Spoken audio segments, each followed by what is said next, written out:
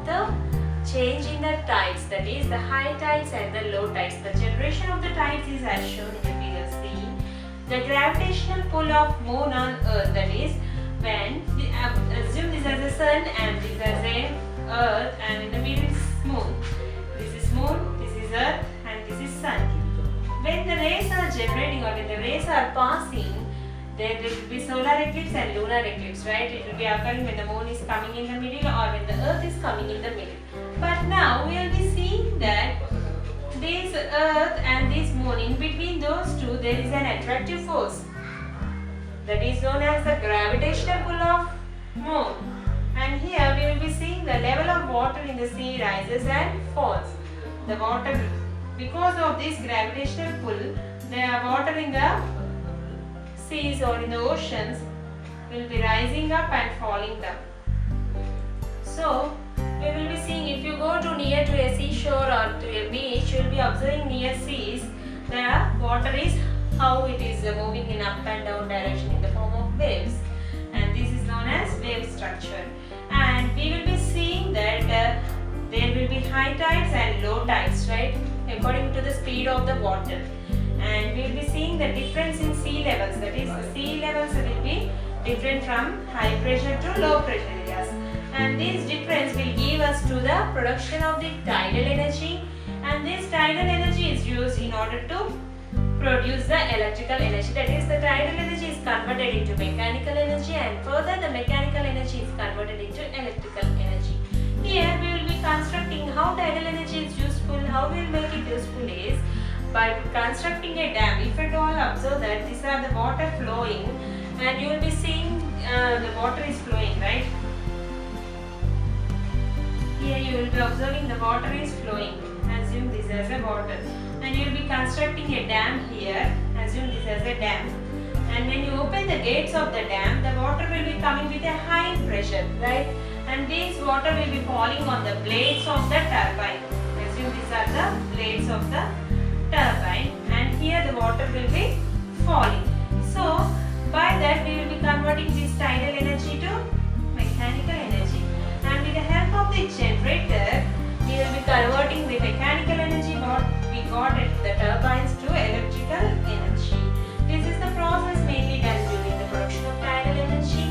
And while coming to this wave energy is also one type of energy that is obtained from the seas, that is the production of waves. And we will be seeing the kinetic energy by huge waves near the seashore. When you observe the seashore, when you come to the seashore, you will be finding the waves, right?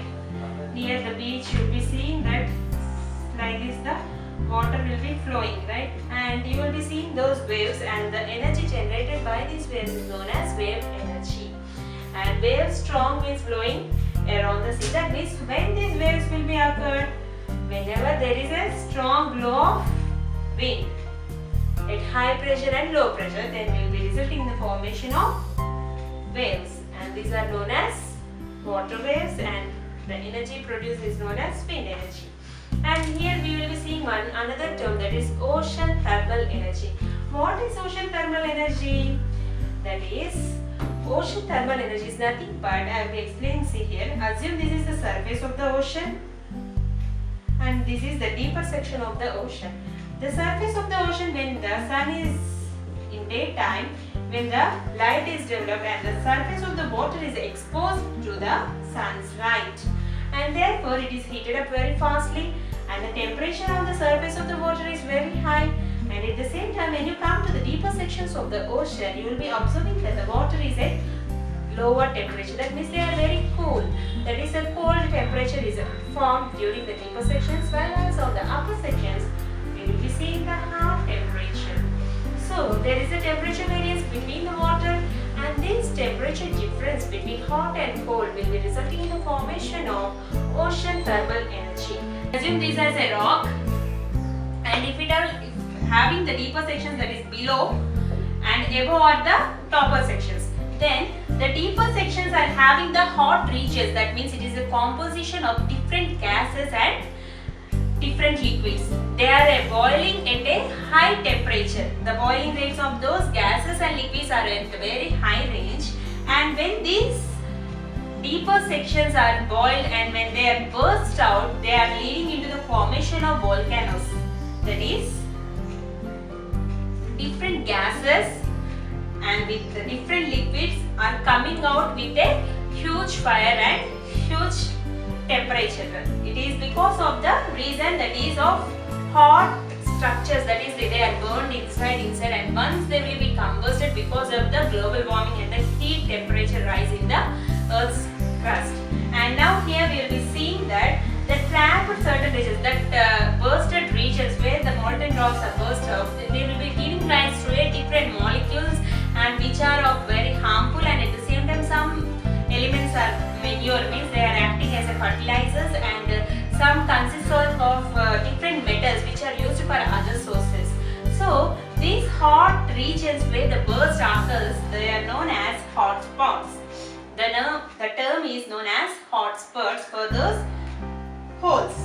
And now we will be seeing some areas there will be steam generated through those holes, and sometimes water will be outletted from those points, and those outlets are known as hot springs. Where water is generated, those outlets are known as hot springs. Where the chemicals and where gases of at high temperature are generated, they are known as hot spots. And here we will be seeing that this amount of energy that is converted into in the formation of electricity are known as hot springs energy. And this energy is used in the conversion of mechanical energy into electrical energy, and at the same time this mechanical energy, as previously I said, it is exposed to the turbines, and these turbines will be converting them into mechanical energy, and with the help of the generators they will be converting it into again electrical energy. So this is the geothermal energy, how we will be producing the electricity from geothermal. Now we will be seeing mostly this geothermal energy plants will be observing in USA and New Zealand. These are most frequently used plants in USA, and regarding to India, it is leading to very harmful things. That means it is regarding to drawbacks, that is exploitation is taking place and no particular measures are taken in order to prevent those. So major plants are in foreign countries only. Now we will be seeing the nuclear energy. What is nuclear energy? Previously the nuclear energy is used in order to destruction purpose during the world wars. That is mainly the reaction what is doing is nuclear reaction, and the process here goes like this. That is the uranium atoms, let us assume that the uranium atoms are taken. If at all the one uranium atom is assume this as a uranium atom. If at all it is projected under the reaction, it is turned into 10 billions or millions of smaller parts. That is, for example, to give brief understanding, that molecules are subdivided into atoms. In the same manner, atoms are again divided into smaller particles, that is equals to 10 billion times of one atom. That means, thus they are creating a amount of energy which is very huge and vast, which is useful for the production of nuclear energy. Thus the nuclear energy again is converted into electrical energy for the purpose of usage. Now we will be seeing this uranium. See here, the 10 billion times of energy is produced by combustion of carbon from coal. That is, we will be using mostly coal for the combustion purpose, right? And from this coal we will be taking the carbon atoms. The carbon atoms, coal is a composition of carbon, right? And we will be collecting or gathering these carbon atoms from those, and those will be under processed in order to generate the nuclear action. That is, nuclear energy is produced by the nuclear reaction. That is a chain reaction. It is a bombardment between the atoms and the molecules of a substance. Now we will be seeing that this energy is converted into further for many applications, such as the major disadvantages of this nuclear energy is the radiations. Major radiations are generated, and these are very harmful to the human life. And also the leakage, if at all this energy tanks or if at all these energy equipments they burst out, they will be leading to the leakage, and if at all they burst, it will be leading to the destruction of human lives and all the materials which are near to it. The best example is Hiroshima, Nagasaki. That is, the bomb blast regarding the World War, you can see how much it is affecting up to now also. Now we will be seeing that the other point is contamination, and it is very high risky project also, and it is the disadvantages while coming to nuclear energy plants is it is very high initial cost and maintenance is very much high, and while coming to the drawbacks it is very risky process.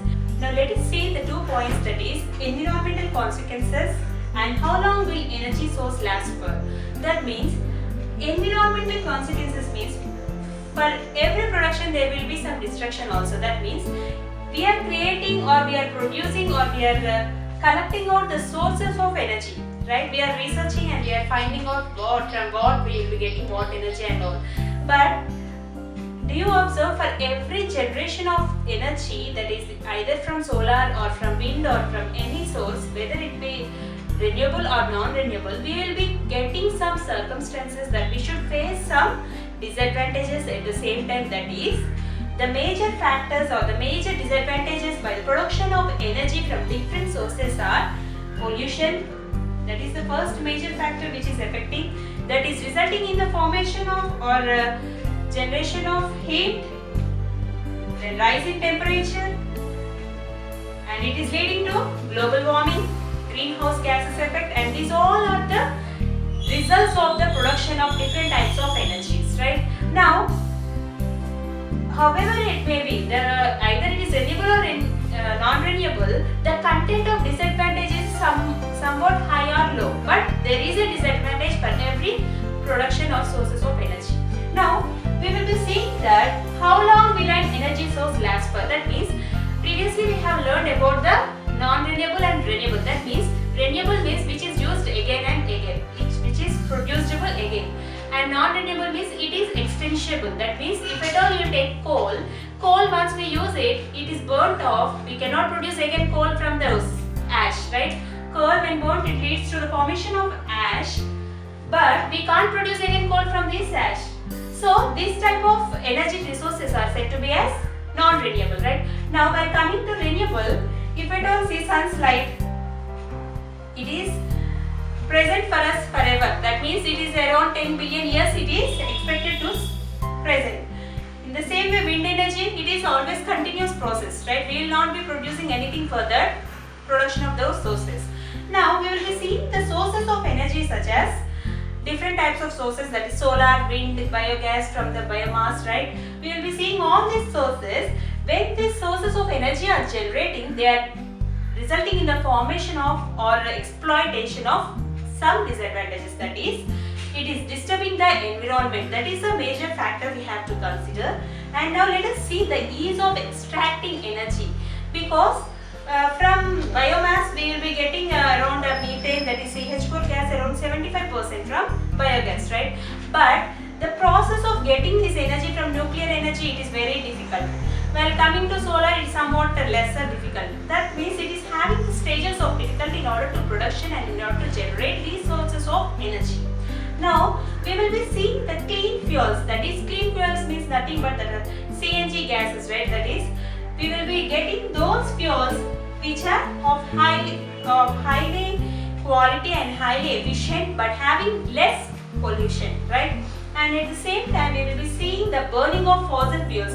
See, if at all we will burn the fossil fuels, it will be extended off, right? How many there are, that much we can produce. Rather than that, we cannot again reproduce those fossil fuels, right? We cannot regenerate them. But for the sake of that, we will be calculating the energy resources, how much time they can limit. That means how much time they can last for. That means if at all, for example, let us take coal mines. How many years we can dig the coal and how much resources are found under the earth, that will be calculated from those, and we can enlighten or we can tabulate the list of coal sources we will be getting and how much we can produce energy from the coal resources up to how much grade. We can estimate those limits, right? And at the same time, while coming to sources such as sun and wind and all this biogas and these are renewable, because how we are saying, because they are lasting for a longer period of time. So how we have to choose the sources of energy is, firstly we have to check the lasting of their period, that means the duration of their age and the period of periodicity, mainly how much period they can enlighten or last.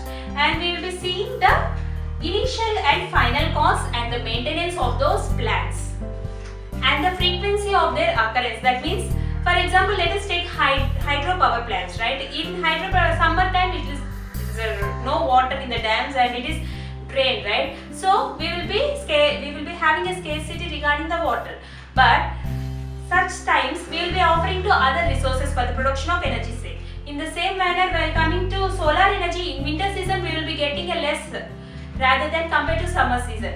So we will be preferring according to the natural calamities and the seasons, and based upon that we will be choosing the sources of energy for which we have to prefer. And this is the major information what we should keep in mind regarding the preferable or in priority sector of the production of sources of energy.